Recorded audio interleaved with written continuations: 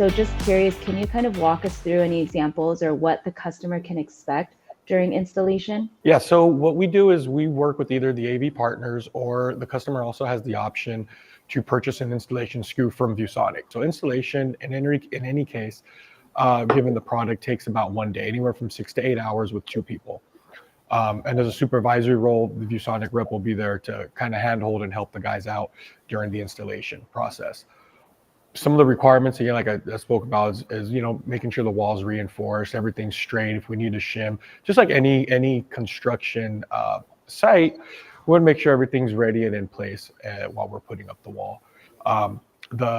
It's an all-in-one solution, so that's not only for the technology of the product, but it's also a kit. So each individual cabinet goes up. So depending on the size, there's about 5 to 8 cabinets on the DVLD.